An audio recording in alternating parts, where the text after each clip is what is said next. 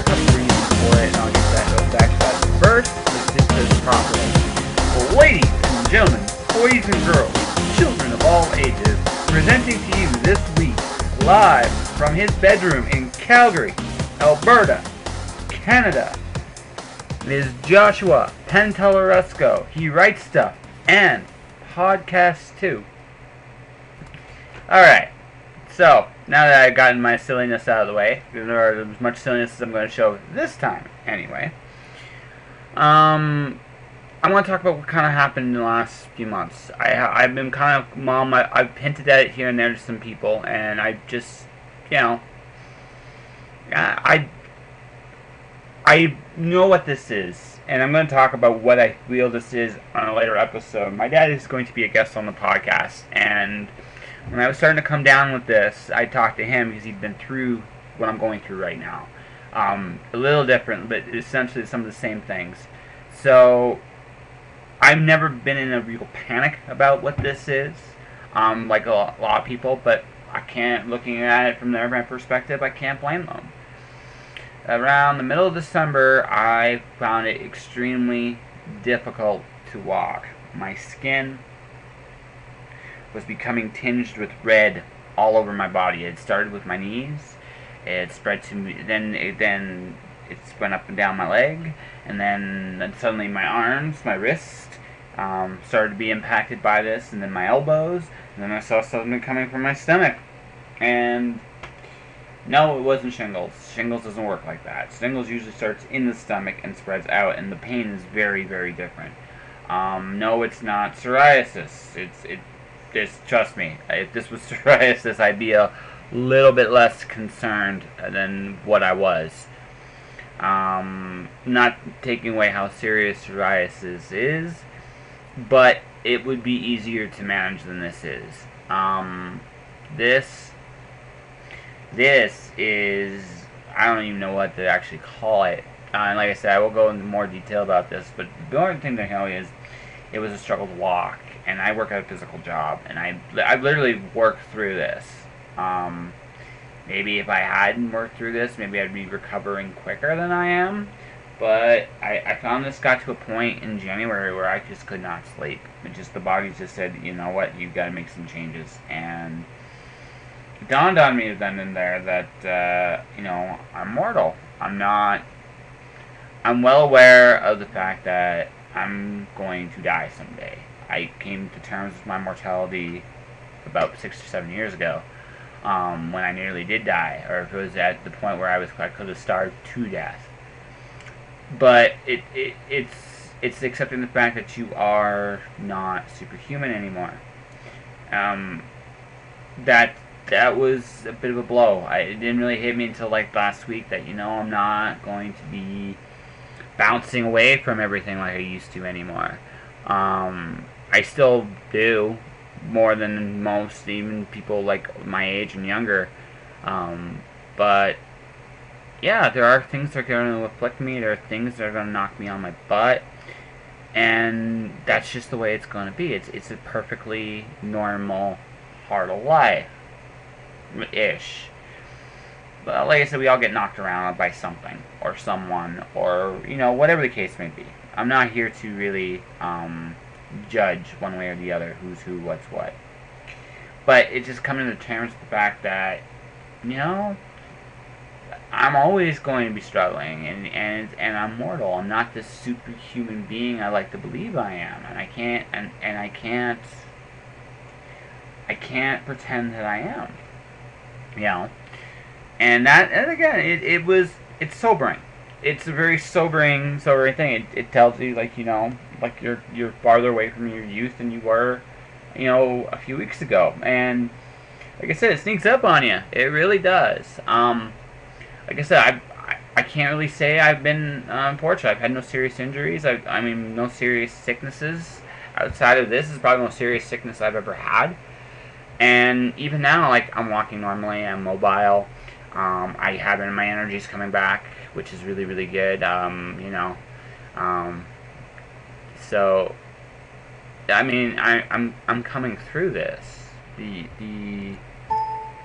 thing about this though is I had to actually I had to let it hit me and sink in. So I took last week off.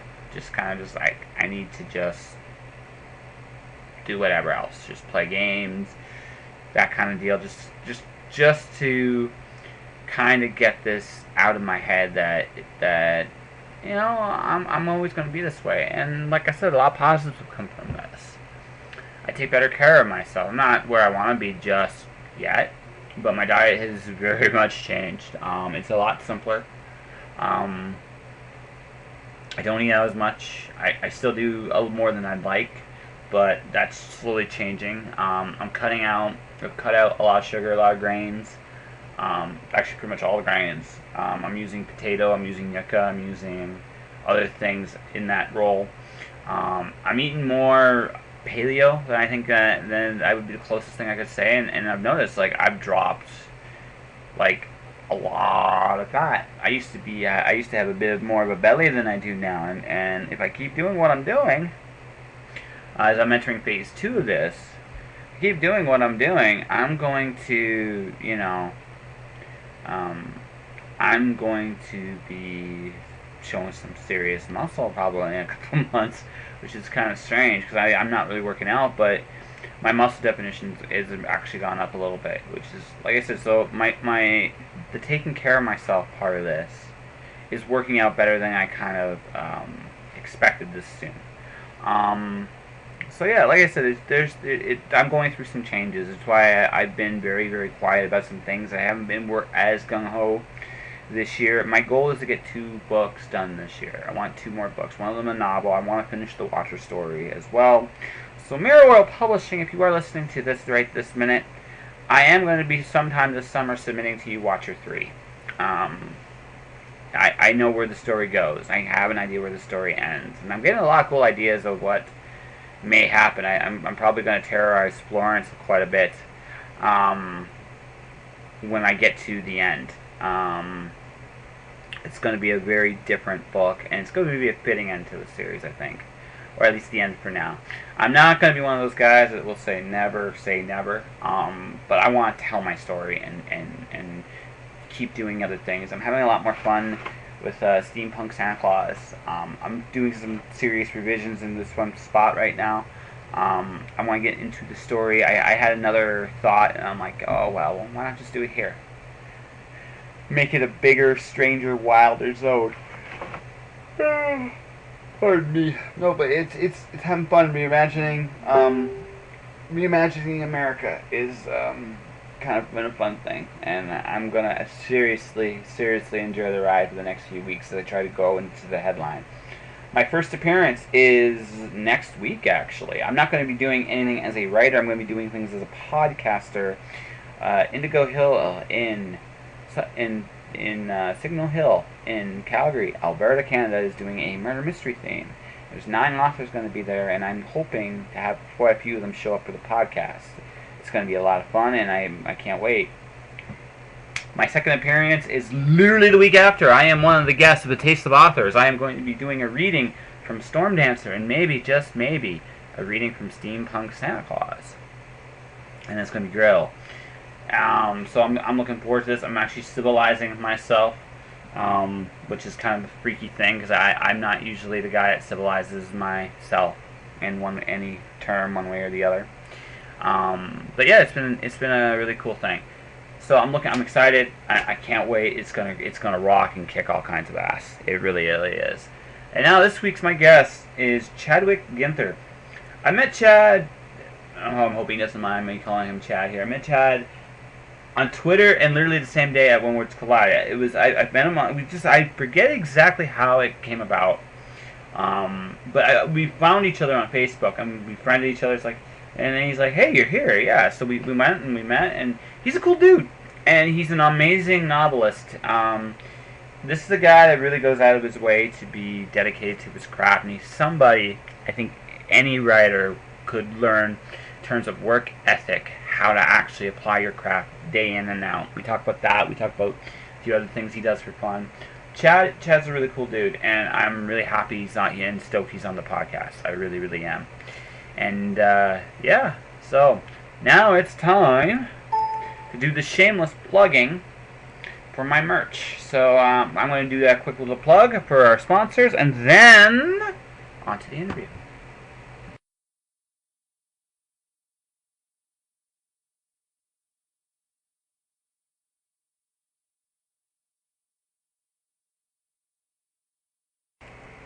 Tired of buying t-shirts, coffee cups, and other memorabilia that all podcasts seem to have? I sincerely hope not, because I'm jumping aboard this gravy train right now. That's right. You can be the proud owner of a Just Joshing t-shirt, photographic print, and coffee cup at my Redbubble store.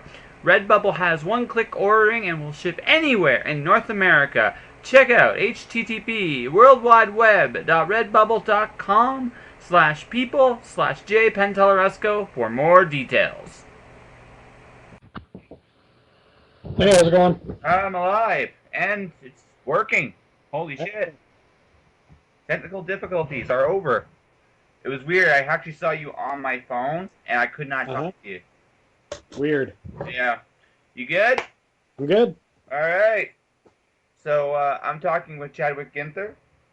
I'm saying that. I'm saying that right. I did not get a chance to read your book yet, unfortunately. No worries. No worries. Yeah. So, what are you working on right now?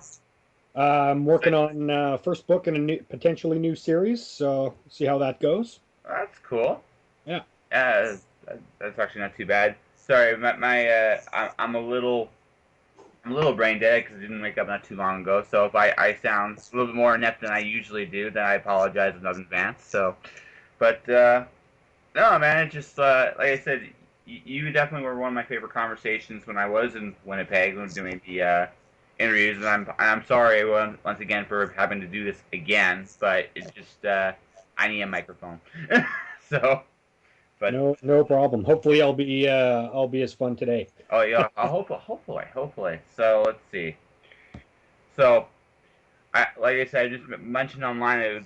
You're a big comic fan too. Oh yeah. Oh Yeah. yeah. So Comics are why I started reading. oh really? Yeah. What was your first comic?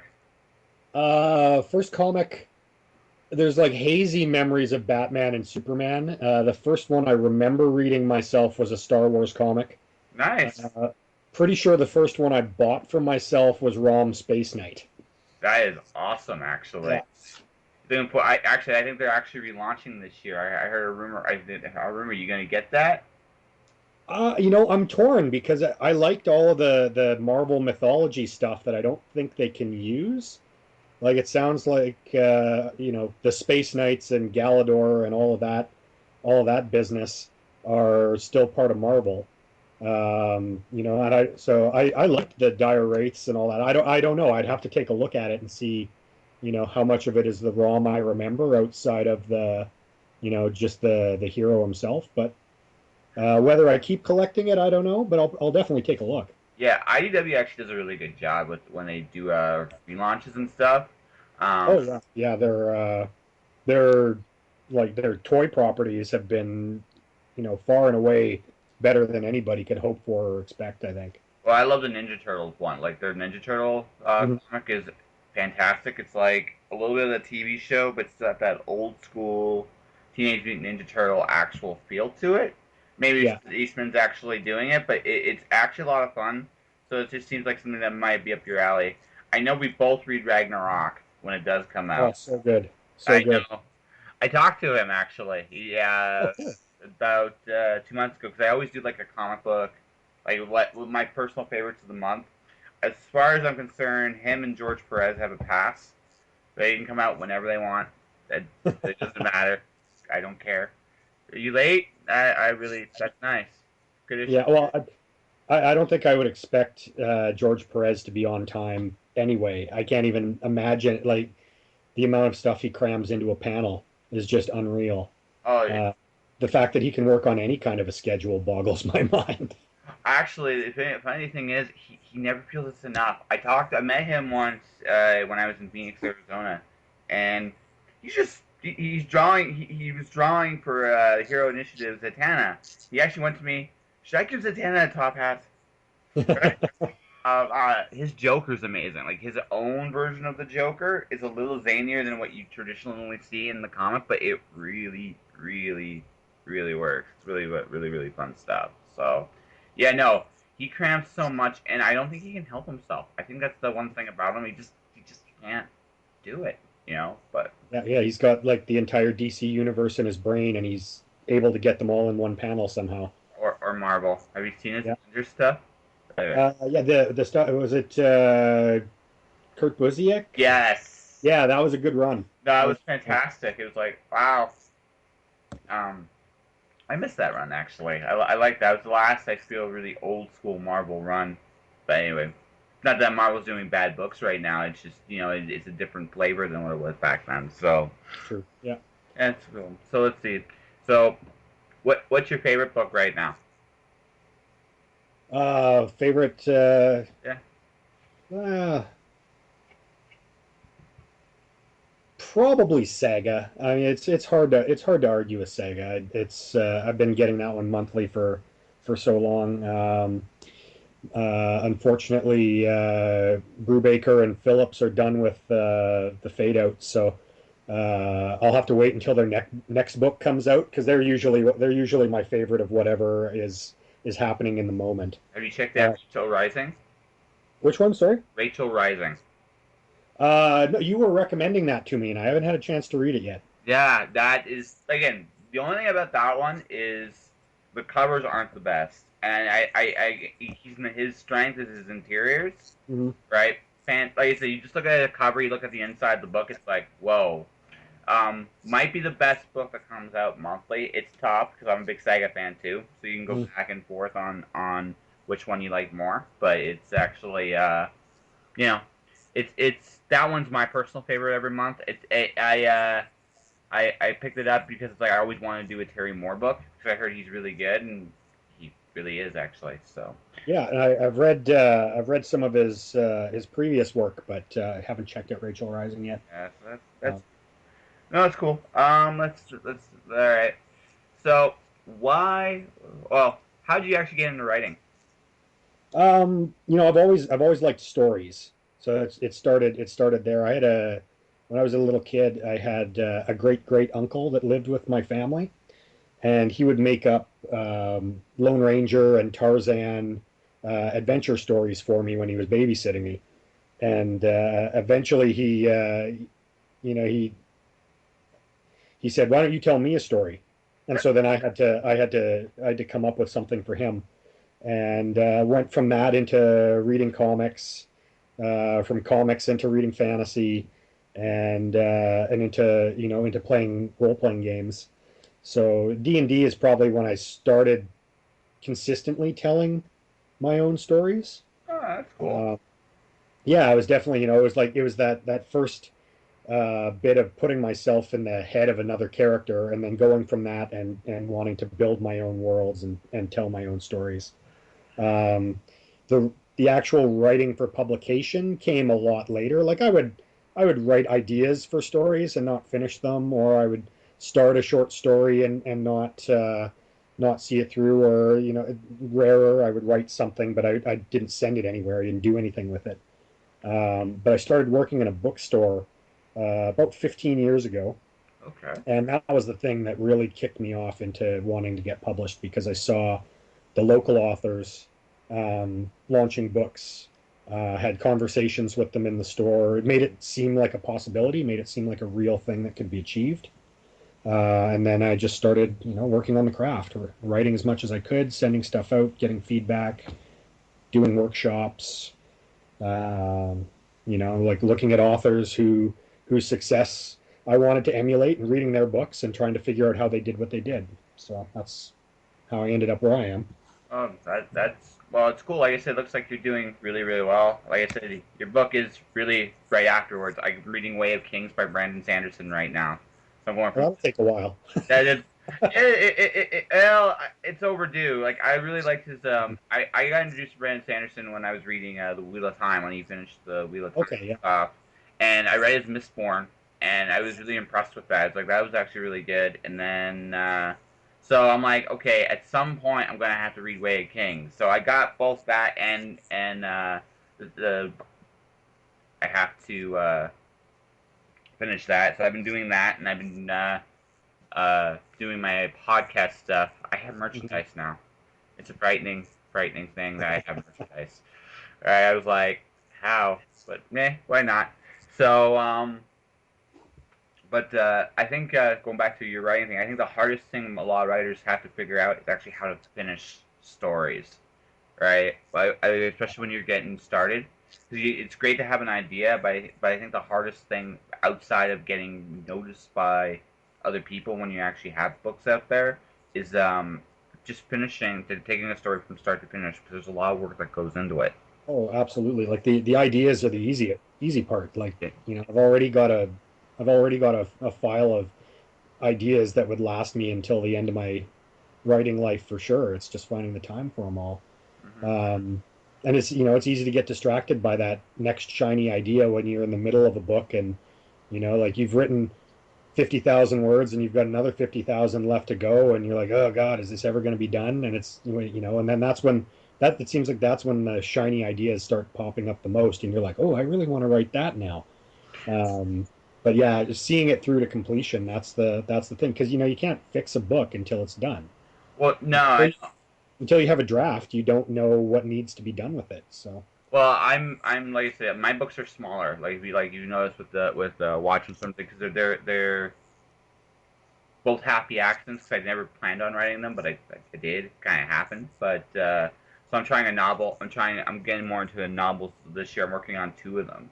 Kind of going back and forth between the books. And one, like I said, the one book is way bigger than I mhm. expected it to be, and it feels like uh I'll say what it's about. It's basically steampunk Santa Claus, and it instead of reindeer, it's sky pirates and stuff like that. And it's been a fun world to build, but it's way bigger than I ever expected it to be. When you had the ideas, like this seems Yeah. fun.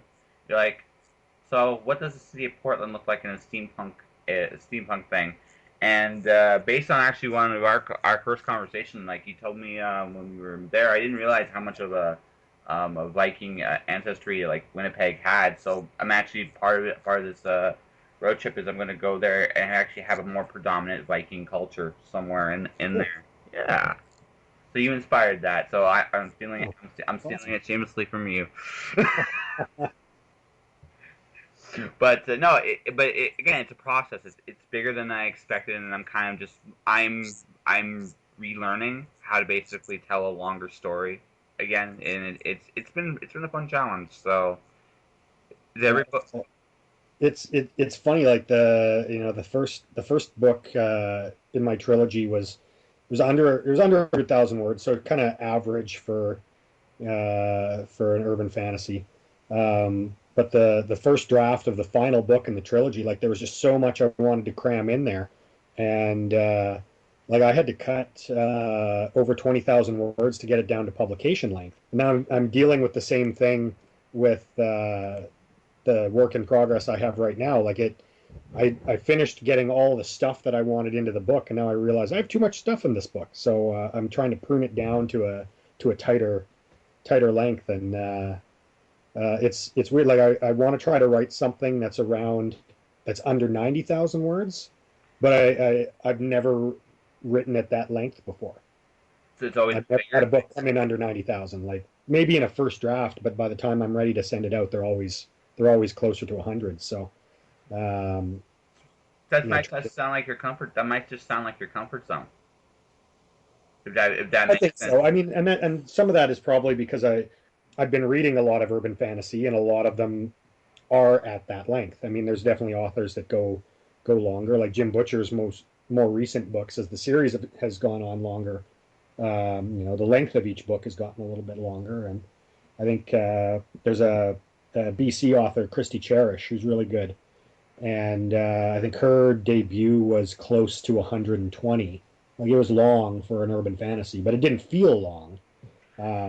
So I guess yeah, you want to write to your comfort level, but there's also a bit of that market expectation of it's hard to sell an urban fantasy novel at 120,000 words. It It, just is. maybe that might be true. I just think that I think everybody. Give me an example. Like Rogers, like one of my favorite authors, like old school authors, is Roger Zelazny. Amber. Oh, it's the best. Yeah. I love the Amber series. Those are short. All of them are incredibly short, but that guy somehow, some way, was able to take maybe 60, 70,000 word novels. Those are because they're not huge, but Nope. they're so dense and they're fun. I love that world. That's still one of my Yeah. favorite. Yeah. If I was like backed into a corner at gunpoint to give my favorite novel, um, I would I would say Amber, and because they put all 10 books into that one Yeah, compendium edition, I could get away with saying this is my favorite book, The Chronicles of Amber. yeah, that's right. You can totally get away with it. Although I will say this, the first five are better than the second five. Although I do love I agree with you there. Yeah, I do love the concept of the ghost wheel. I really, really love the concept of it, but I thought the first five told that story really well, and the second five kind of felt like you're paying me lots of money to do this, so I'm doing it. And yeah. but I mean, I don't know about that. I know I found Corwin to be a more compelling protagonist than Merlin, yeah.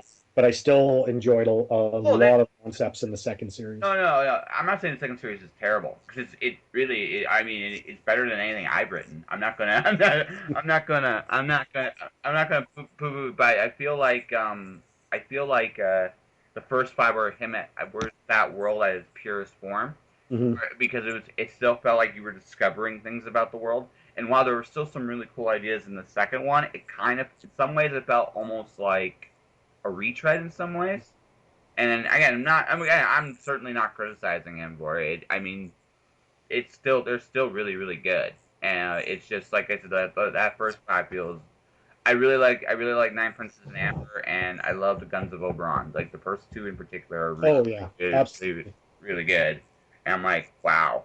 Um, but those are my favorite. I mean, but he's the kind of guy like from a writing style thing. He is so succinct with his words. It's just Hmm. incredible to actually think he put a world that complex together. I am shamelessly stealing it. I do a Shadowrun thing where I'm a game master.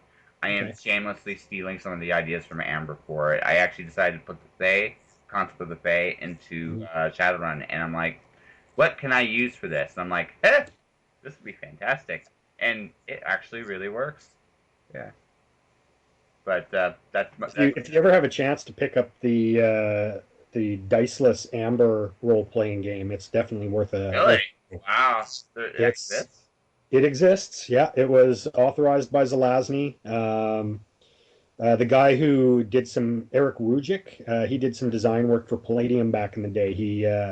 He wrote the Teenage Mutant Ninja Turtles role playing game back in the '80s. Oh, cool. I'll have to look for And he designed the system. And there's two books out. There's one for the first series, and then there is it's called Shadow Knight, and it covers a lot of the stuff from the Merlin books. Oh, And it's really cool system. Good intensive role play system because there's no dice involved, and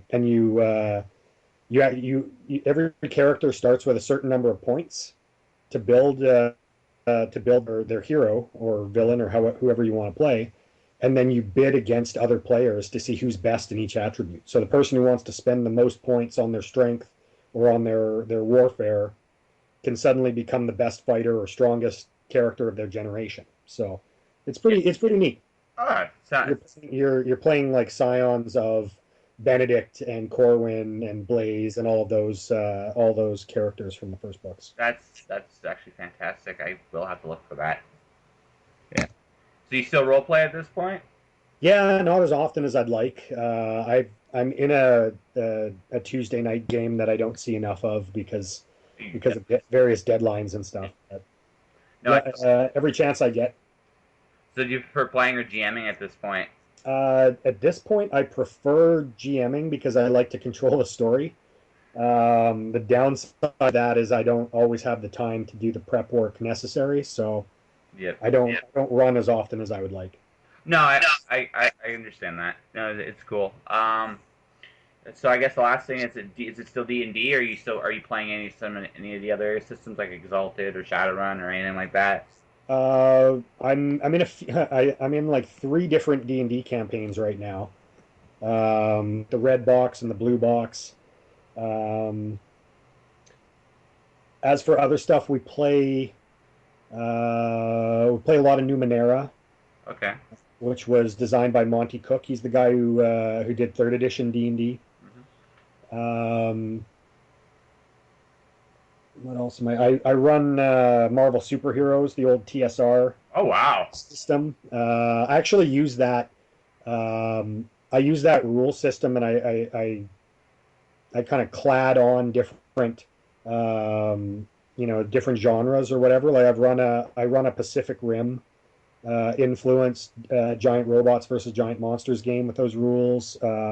That's I made up an Evil Dead game using the Marvel rules.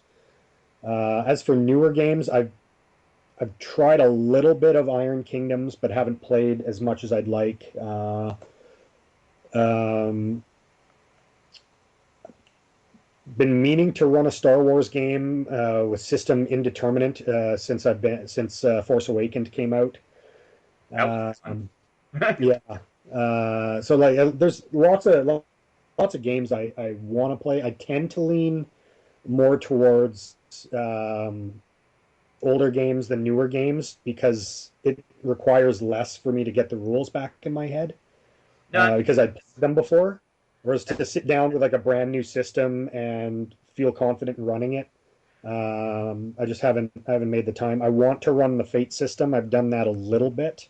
I've run a couple of one shots in the Dresden Files role playing game, and it's a great system. But yeah, I just haven't had a chance to play it in a couple of years now. oh no, I get you. Like I said, the biggest thing, like I said, the more I keep getting into this, I mean, the biggest enemy you have is time. There's only so many Yeah, hours in the day, and you're like, well, I could do this, but I'm not writing. It's why I don't have. It's why I don't have anything like Netflix or anything like that. I Netflix. If I would have had Netflix before I turned in my third book, I don't think I would have turned in the third book. Yeah, no, I just don't have it. I ended up I've told the story a few times on a couple other interviews, but I really like Daredevil. I liked it so much that I spent the whole night watching like pretty much when it came out, and I'm like, what the heck happened to my time? And after I watched an anime on there, I watched the Kill la Kill on there, and again, same thing happened. It's just so easy to keep going with Netflix. Yeah, It's just yeah. I lost an entire weekend to Brooklyn Nine-Nine. yeah. No, I totally don't blame you. But that's why I just said I'm not mature enough for this program. So I don't have it. Yeah, I, there's certain things I can do while it's on in the background. Um, if I'm doing some kind of like grunt work editing, where I'm just like oh yeah, like that. trying to get rid of repetitive phrases and stuff.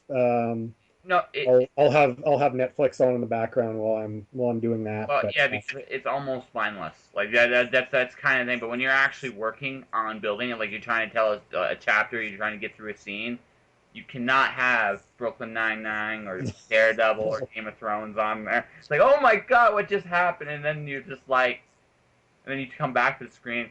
I have not moved here in 3 hours.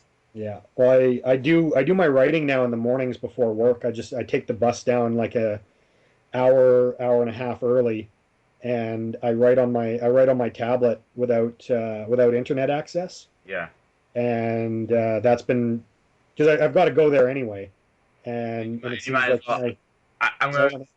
I'm gonna have to. when I come home at the end of the night, I'm a lot less likely to want to do writing at the end of my day than at the beginning of my day. So I've just been sucking it up Yeah. and rolling in early to get the work done. And then once I write my 1,000 words or whatever, or I edit a story or put that time in. And then if I want to watch something in the night or I want to just veg, then I can do so with less guilt. There's still some guilt of I could be doing. There's always writing I could. There's got to be a little balance too, though. I mean, you can't. I mean, we're not robots. As much as we'd like to be like, I want to write all the time, you can't do it. No. Right? It just you need to have some kind of outlet, whether it's role playing or video games or like I'm what I call a binge video gamer at this point. I'll take a day and just sometimes just do the video game, and I won't like touch it for weeks, and then Or finish. if it, because I've got to go out and shovel, or if it rains too much and my lawn is growing too fast, and it's like, I got to mow again. I Yeah. could be doing anything else. Yes. Yeah. Well, no, but I mean, but it's good because it gives you balance. Now, when you get copious amounts of money to write on a more regular basis in terms of you have to be disciplined and you have to constantly go. Oh yeah. Yeah. But I mean, but the thing is too. I mean, we still have day to day priorities. As much as I hate the fact I still have a day job, I have a day job. I have to go do Yeah. my day job, and then when I'm done my day job, I gotta come home and do the things I gotta do, and just normal life. I think it's actually good balance. It forces you to interact with people, which also sometimes is a hard thing to do now because you're kind of trying to chain yourself to your desk or do Hmm. things, and it's really easy to keep yourself isolated. So I try to do at least something on the Yeah. weekends. Well, I mean, the nice thing about a day job is, and as draining as it can be to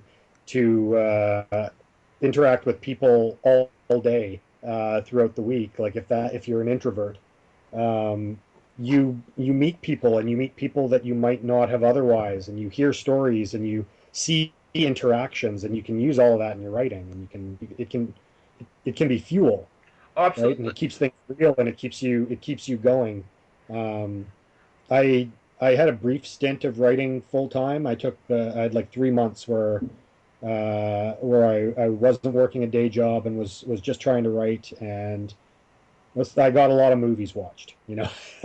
No, I mean it's I hard. wasn't as disciplined as I should have been, but But I mean, but that's I mean that's the thing. I think that I mean the biggest thing I've learned doing this or anything like I'm doing is you're trying to balance your time all the time, right? yeah, And that is always the enemy. It's like you only have your time's your money. I mean, when yeah. you get right down to it, I mean that's your real money. It's not how much cash you have in the bank account, although more is nicer. I think everybody will agree on that. Mhm. But the fact of the matter is, um, money comes and goes. It's the fact that once these moments are gone, that's it. You don't get them back again. And so you gotta. I mean, I'm in a nice spot with my day job where I'm paid a reasonable rate and I'm not there full time and I don't need to be there full time. So it gives me time to do a podcast, gives me time to work on a novel, gives me time to work on something else in a way that keeps me there's a balance, and as long as I'm doing something constructive, whether it's talking to you, whether it's working on a novel, whether I finally get to work on my third book, Mhm. something that as long as I'm doing something like that, I don't feel like I'm wasting, even if I don't get a lot necessarily accomplished that day. I think the goal is just to keep moving forward. Maybe that's Oh yeah, every little bit, right? Like you write. I spent all of 2015 tracking my daily word counts. And I had this spreadsheet that I put everything in, and I had these tiers, right? Like if I got under 100 words, I would color that cell in the spreadsheet blue, and over 100 words was green, and over 500 was yellow, and so on and so on. And it was funny because it having a spreadsheet to fill made me want to write something, but having those tiers, I was like, oh well, I'm close to the next tier, and it would make me write more.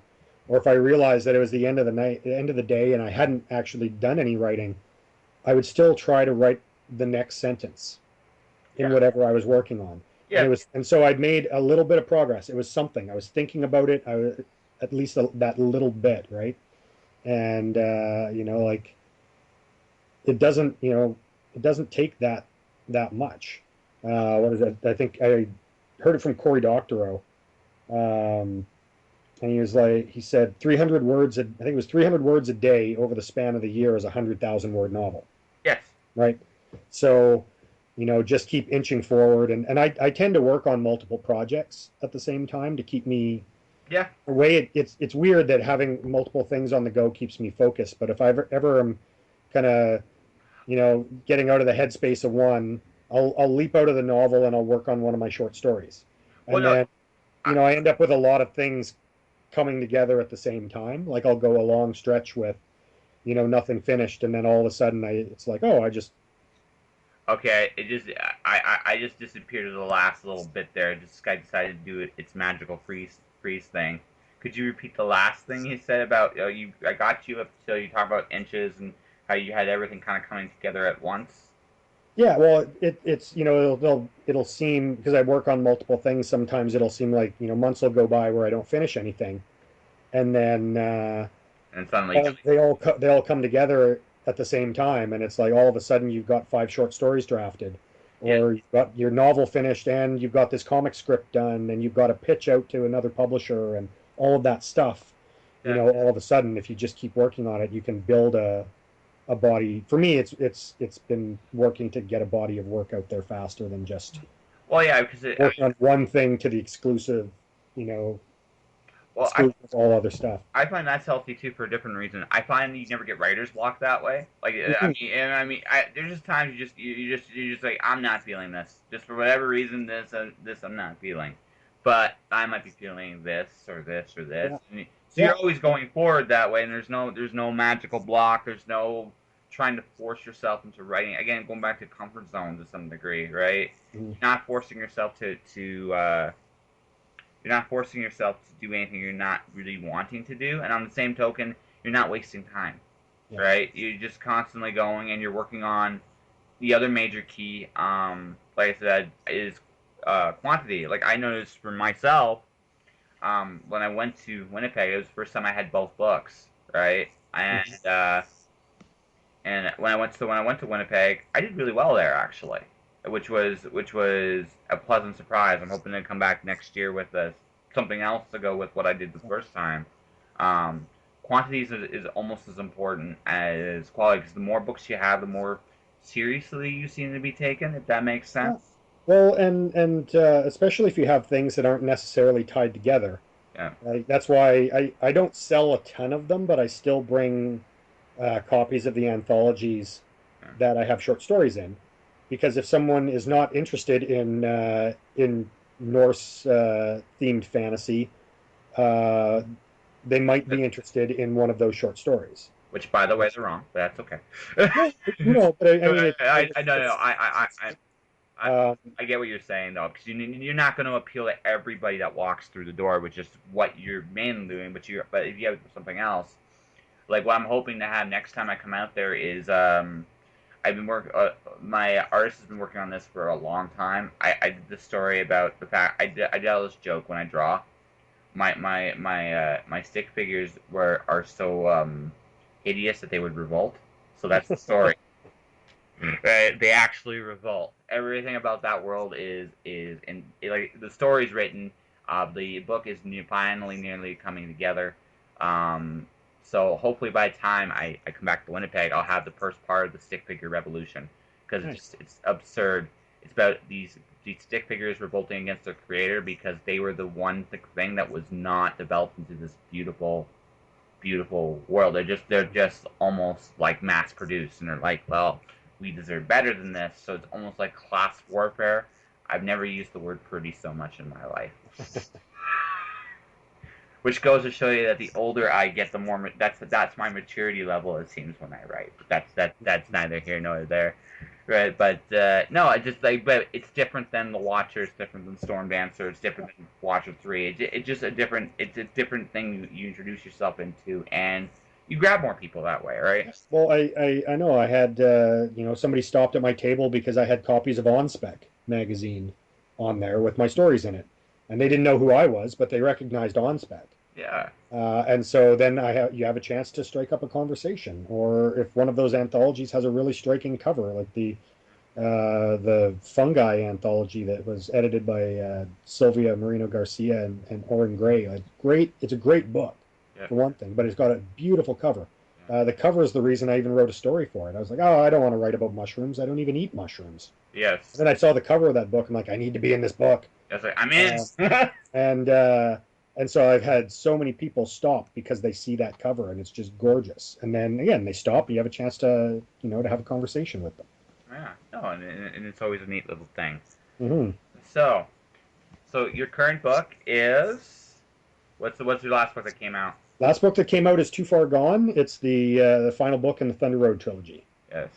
So I actually did you hear my last question or did I this? No, I didn't. Yeah, no. Yeah. Skype is being evil. So now that you finish this trilogy, are you ever gonna go back to that world? Or are you gonna take a break from it? Or Well, I'm definitely taking a break right now in terms of novel length fiction. Um, I'll probably never be done with it in like terms of short stories because there's always little nooks and crannies and world building I did that didn't make it into the novels. Side characters that I think of ideas for. Um, so the short story I'm working on right now is a Thunder Road related short story. The most recent one I sold was a Thunder Road short story. Um, but in terms of novels, I kind of want to. I don't have a novel length story right now that can challenge my protagonist. yeah. If I did go back to the world, I would probably have right now I would be considering using a different hero Yeah. in the same world. But But that said, I'll always have a soft spot for Ted Callan because he was my first hero. That was Thunder Road was my first book. So um, I'll come back to it if I'll write another novel if the story the story's there. comes to me. Yeah. If the story's there, you'll write it again. But if not, you're happy with it? Yeah, I'm definitely I'm satisfied with the way I concluded it, right? Like I feel that the series does what I wanted it to do and it says what I wanted it to say. Um, I feel like Ted got the ending he deserved, which you can take in any number of ways. But Yeah, absolutely. And I will definitely at some point when I grab books 2 and 3 off you, I'll definitely find out the ending you deserved if it was good or not so good. But I mean, you're not going to spoil it here, obviously. But I'm glad for your sake that you enjoyed it, and I'm hoping continued success for you, man. Congratulations thanks. on your first All the trilogy. best. All the best to you, and thanks for having me on. Nice. So before we disappear and call it, people want to find you. How do they find you? I'm pretty easy to find because I use my name for all my coordinates. So my website is chadwickginther.com. I'm at Chadwick Ginther on Twitter. I'm on Facebook. There's a Thunder Road Trilogy Facebook page if you're interested in Norse mythology related things. But yeah, that's where I am, and I'm always happy to hear from readers. So That's awesome. Well, thank you very much, Matt.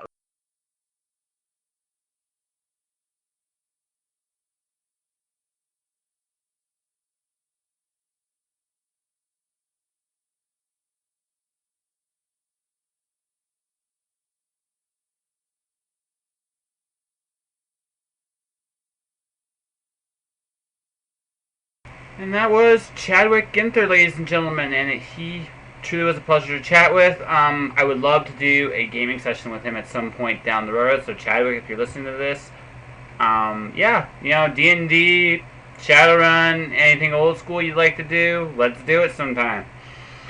Beyond all that, this is it. We're back on schedule.